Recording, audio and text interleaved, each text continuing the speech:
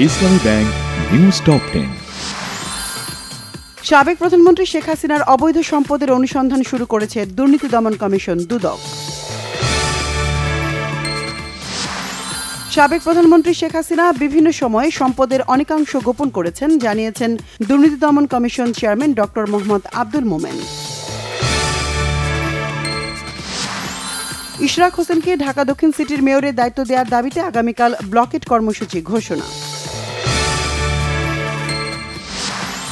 ছাত্রদল নেতা সাম্য হত্যার বিচার দাবিতে আবারও শাহবাগ থানা ঘেরাও, ৪৮ ঘণ্টার আলটিমেটাম শেষ।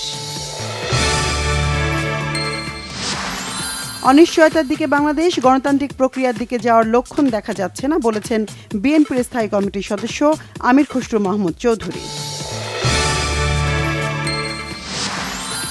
সুষ্ঠু নির্বাচনে লক্ষণ দেখা যাচ্ছে না, নির্বাচন কমিশনের ভূমিকা প্রশ্নবিদ্ধ, ঐকমত্য কমিশনকে জানালো জামাত। এনইসি সভায় 2025-26 অর্থ বছরের জন্য 2,30,000 কোটি টাকার বার্ষিক উন্নয়ন কর্মসূচি অনুমোদন। কুয়েটে সংঘর্ষ ও শিক্ষক লাঞ্ছিতের ঘটনায় দোষীদের বিচার শেষ না হলে একাডেমিক কার্যক্রম ও প্রশাসনিক সকল কার্যক্রম বন্ধের ঘোষণা শিক্ষক সমিতির। ইউক্রেন যুদ্ধ বন্ধ নিয়ে কথা বলতে আগামীকাল রাশিয়ার প্রেসিডেন্ট পুতিনের সাথে ফোন আলাপ করবে মার্কিন প্রেসিডেন্ট ডোনাল্ড ট্রাম্প।